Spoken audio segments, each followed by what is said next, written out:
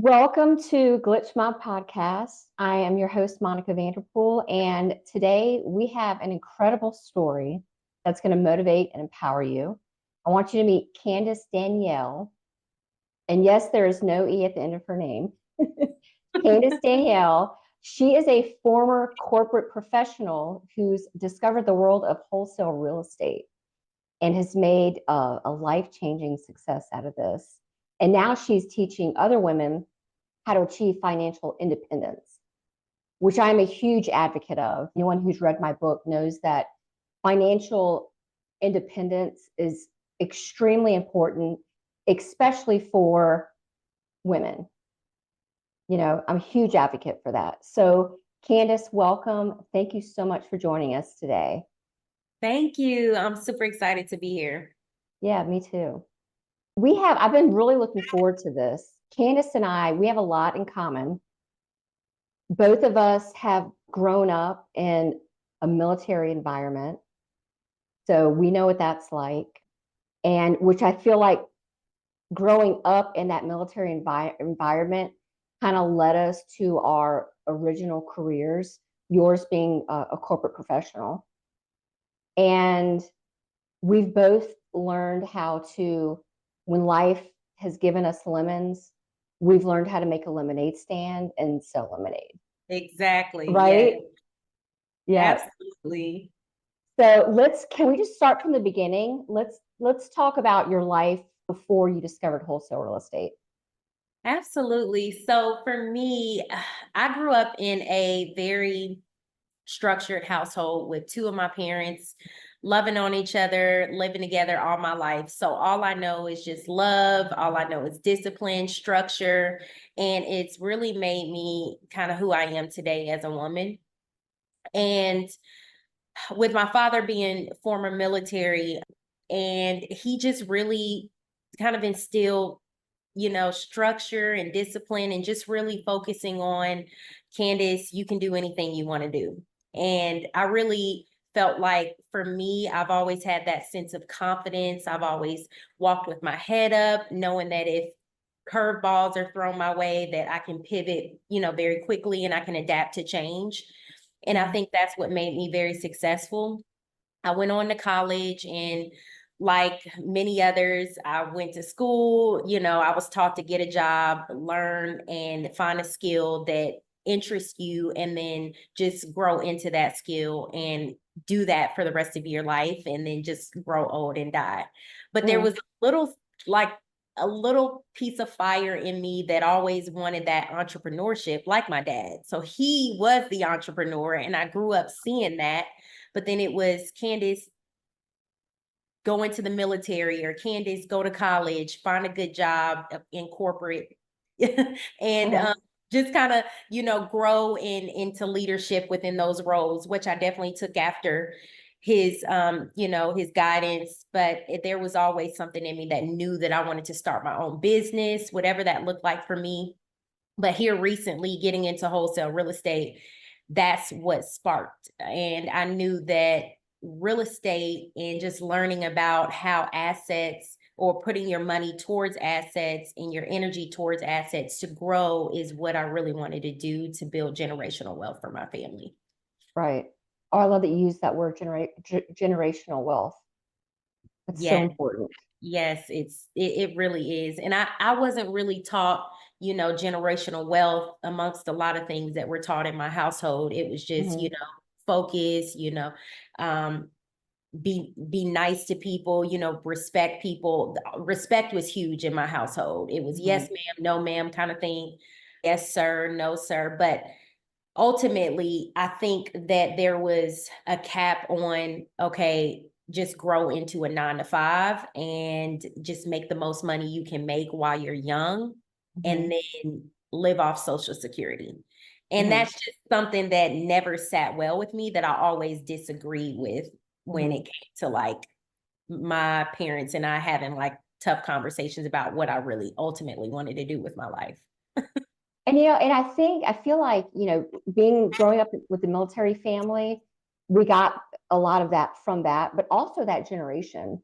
Coming out of the like 50s and 60s, our parents were you go to high school, then you go to college, you do a career, you get the 9 to 5, you've got that salary that you're making.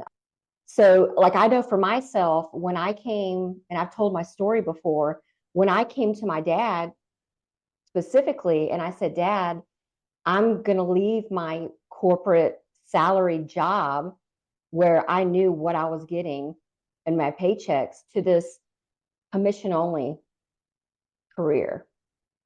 And I had that entrepreneur like drive inside of me. And his first reaction was like, Monica, no, you are not going to do that. And it was the first time I had ever gone against what my dad had guided Same me here. to. Same here, which broke me to pieces because you don't want to disappoint your parents, especially your Exactly. dad, right?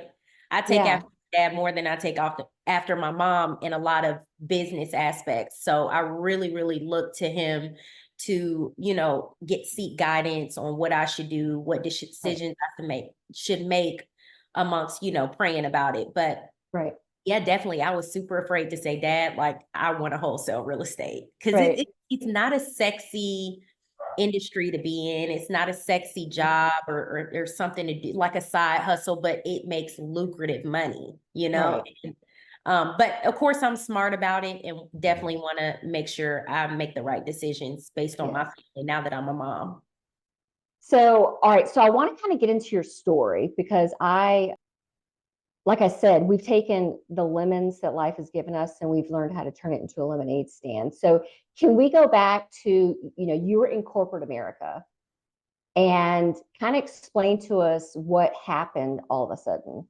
Yeah, so I was in corporate America for 10 years. I graduated from college and went straight into it. Like a lot of people, it didn't take me months and months to find a job. Like I landed a really, really good career right out of college in 2015. I had a big girl job recruiting for a fancy convenience store called Racetrack, which was booming back then. It's a down south convenience store, and it was very popular at the time. And when I started working for Racetrack, it's where I really learned how to be a leader. I gained and grasped all of my leadership capabilities, how to speak in front of people like leaders bigger than me on the board and things like that. So it really molded me. And I think at that time it was a good career for me to have.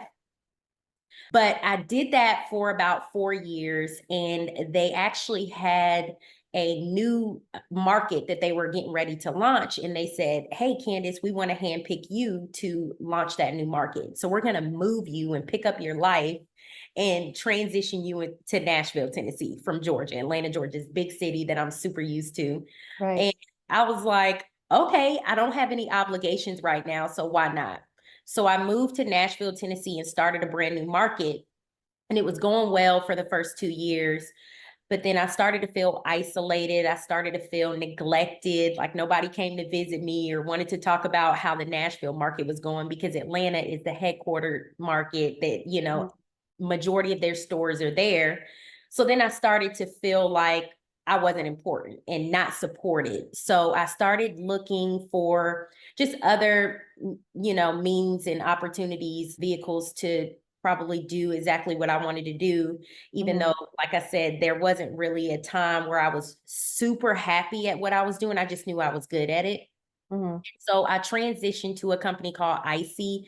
Everybody's very familiar with like the movie theater Icy's or the amusement Yes. Yes. parks with the white polar bears. So I Mhm. did that for a year and then found out that I was actually expecting. And when I found out that my son was on the way, I was like, okay, I want to do something that I can actually go back home and just be able to be home, comfortable throughout my pregnancy. So I left Icy after a year and then I landed a job at the Smile Direct Club teeth aligners place, which was a really cool job. I Mhm. made the most money that I've ever made, over $100,000 a year. And it was very flexible and I really enjoyed it. But not knowing that they were actually dealing with a huge financial crisis, like they were spending tons of money on a lot of new things, new technology with the company. And recently, back in December of 2023, they laid everybody off in the company unexpectedly. It was just no warning. It was just, hey, everybody close your laptops. Today is your last day. And that was so daunting to me because You talking about it is giving me chills. Because I yeah, kind of, that feeling is like, especially when you have a child yeah, yeah. and you have to provide for that child and you're And stripped away from mom and dad, you yeah, know? yeah. I'm miles and miles away from my parents. It's only me. I'm a single mom. And I was like, what the heck? I mean, what am I gonna do? So I called my parents and I said, hey, this is what happened. I have some savings saved up from a 401k. It was about $6,000 that I had saved, and I used all of that to live off of. And it was supposed to be saving for retirement, but I knew at that point, saving up a 401k for what was just, it didn't mean anything to me. So a 401k, I started feeling like that didn't matter anymore. It wasn't saving that was important. It was putting your money into something that grows is what started to become important to me. Mm-hmm. Yeah. So So, all right. So this is where the wholesale real estate comes into play. yeah. Um, so let's talk about how did you I don't know if I want to say stumble across it. How did you discover wholesale real estate? Yeah, so I was just online like anybody else looking for ways to make money online. And I know in today's world, it's so many different ways to make money, digital products, all kind of ways. And I just wanted to make money, but not the traditional way. Like I wanted to make money on my own terms. Mm-hmm. And I just stumbled across getting into real estate with little to no money. And so I started to study it and become fascinated with wholesaling real estate. And I told my son's father at the time, I said, I'm going to get into wholesaling real estate. I don't know really what it is, but do you know anybody that's in real estate that can help me? And so he referred me to a realtor friend of his in Atlanta that didn't know much about it because they were more on the luxury side of real estate, not really the investment side, which is like the icky part of real estate. Mm-hmm. And he didn't really give me the answers that I was looking for. So I just did more studying. I purchased books around wholesale and real estate. And then I came across a course called Astro Flipping by Jamil Damji, he's a wholesale guru. And he has Mm-hmm. a huge community of people that wholesale real estate throughout the world. Mm-hmm. And so I just purchased his course. I studied every day for 30 days. And at first, I was like, okay, this is not getting anywhere. But with consistency, time, energy, and just not giving up on myself, I made my first $15,000. Right. Within 60 days. Yeah, within 60 days. Yes. Mm-hmm. Wow. Mm-hmm. Yeah. So this was how December of 2023 was when you were laid off. Mm-hmm. So when you discovered wholesale real estate and had your first deal, where are we in 2024? So mid-December, I got laid off. And then I started doing my research from mid-December up until the end of January. And then I started in February. Oh, wow. Okay. Yeah. And then I landed my first deal end of March going into April. Okay. Wow. So you hustled. I hustled, yeah. And every time I would talk to my parents, I'd be like, yeah, I'm wholesaling. They're like, okay, are you looking for a job? And I'm like, Right. And how many maybe. jobs did you apply for today? Maybe. Yeah. I love it. And every month after that, I just made no less than $10,000. Oh, I love it. All right. So explain to us what wholesale real estate is. So wholesaling real estate is when you search for an undervalued home, a property that's in distress, maybe the lawn, it needs to be worked on, or maybe the roof is coming up. It looks tired and it needs a little bit of love.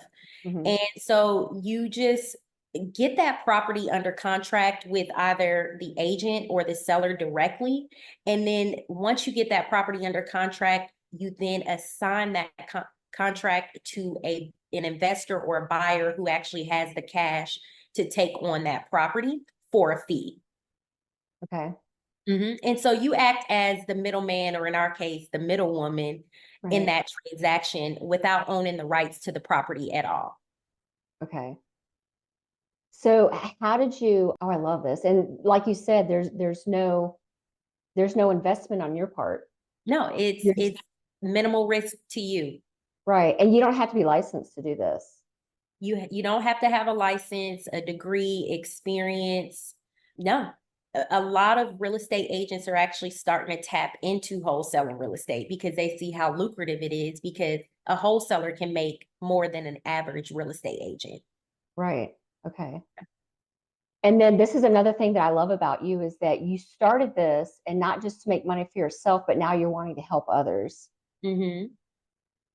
So you've taken this and put a little twist to it. And now you're teaching other women how to get into wholesale real estate, right? Yep. Mm-hmm. Yep. So I have 2 ebooks. Actually, I created from scratch by myself, from everything that I've learned, everything that I do on a day-to-day basis to get my deals under contract.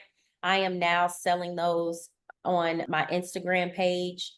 And I'm also building out a course that is going to be me recording myself step by step on how to get started and how to get a deal under contract into the closing table. Oh, I love So that. I'm super excited about that. Yeah. And this is something that you can do from anywhere. You can do this from anywhere. Yes. I do not have to leave my door, like my house at all, if I don't want to. If you want to go on vacation, Yeah, I can do this on vacation. hmm And I so love my that. strategy is going directly to a real estate agent and presenting my offer through a real estate agent to the seller. So I don't go directly to the seller, meaning I don't have to leave the comfort of my home to do this. I can actually just sit in front of a laptop for 2 to 4 hours out of my day and submit offers on distressed properties. And then once an offer is accepted, once it's under contract, I start marketing my deal to buyers. And then once a buyer says, I want it for this specific price, as long as it's within the assignment fee that I have it under contract for, it's theirs. And then I get my fee after the deal's closed. Right. Oh, I love this. So your ebook, is that something that I can post? Absolutely. Yeah. Okay. It's Real Estate Women in Wholesale Real Estate Success. It's on Okay. my Instagram page, and I can share that with you as well. Okay. And I also have an MLS playbook that has scripts on how to talk to agents, how to submit an offer, and just how to negotiate. I think that's the biggest thing as well in this industry is negotiating. You have to know how to negotiate. You have to be Mm, confident in what you say, okay. because Um, I look at it as not really, making the money. It's really good money, but I kind of look at it as more of being a problem solver. So how am I helping a person out of a distressed situation, whether they're going through a divorce or, right. they have a relative that passed away, and if they pass down their property and they don't want it, what can I do to get you out of the situation, and can I get you, a fair offer? And I think that that's the best way to look at it versus, wow, it's so much money. I can make myself rich off this. Mhm. So I just have a different view about it because I definitely don't want to steal people's houses. But in a sense, you want to find motivated people that really need your help. Right. So what are some of the obstacles that you've faced getting into this? Really just, you know, bouncing around too much because you're so eager to land a deal. You want to make sure that you give yourself 30 to 60 days to stay in 1 or 2 markets before you Mhm. just go to another market, because there's so many markets and it's so much money to be made. People are so eager. So I would definitely say an obstacle for me would be to slow down and just be consistent in one market. There are times where, the deal doesn't go all the way to the closing table because there may be some title issues, liens on the property that we just don't know about until title is actually ran, which can, prolong the process of it getting closed and prolonging you of getting your money. So you Mhm. also want to consider that as well. And that's why you want to have you don't want to take your foot off the pedal, right? You want to continue just because you got one deal entitled that's running and it may close. You want to continue having multiple properties in at one time, so Mhm. your money doesn't stop. Right. And then Having there's stuff in the pipeline. yeah, and then there's times where you just can't find a buyer. So that sucks. And if you can't find a buyer, then of course, unfortunately, you'll have to terminate the contract within that inspection period because you aren't the buyer. So you won't be able to close on the property. You would have to terminate it at that point. Right. So are you staying in the Nashville area or are you expanding out? So right now I'm actually virtually, I'm in the Richmond and Hampton Roads, Virginia area. Oh, And nice. I've been doing really well out there. Uh-huh. Yeah. I wonder if we work with some of the same people. We could. We'll have to compare. Yeah. So what about, can you give the listeners some advice on what, if they are interested in maybe getting into this field? Yeah, I definitely my target audience is women, and I choose women because I'm a mom, and it's always good for us to be able to have something to fall back on in the event, Right. a drastic situation happens where you're losing a job, or Mhm. I want women like myself to feel supported and know that there's money out there that can be made from the comfort of your own home. You can be cooking dinner and making offers on properties. So I would definitely, my advice to a woman would be definitely just, you know, weigh your options. If this is something that you want to get into, definitely, reach out to me. You can email me, you can contact me via phone, and I would love to set up a clarity call with you and just see if this may be something that you're interested in. It's definitely not a get rich scheme. It's definitely legal to do. However, it is going to take your time and some consistency before you actually see results. Right. And some research. And some research for sure, which I can hold your hand and I can help you out Mhm. with research. So tell the listeners how they can get a hold of you. Your Instagram is, what is Yep. it? It's Candace Danielle with an E _ is my Instagram and TikTok name. And then Okay. my email is going to be hello@nobleventuresco.com. Okay. And we'll add that in the show notes as well. Okay. You know, so, I think you and I both know that when one door closes, another one opens, and everything happens for a reason. And even though I think December of 2023 was very scary for you and your family, I mean, look at you. Yeah. I think you have a beautiful, inspiring story, and I thank you for sharing it with us. Thank you for having me. Thank you. All right, have a good day. Bye.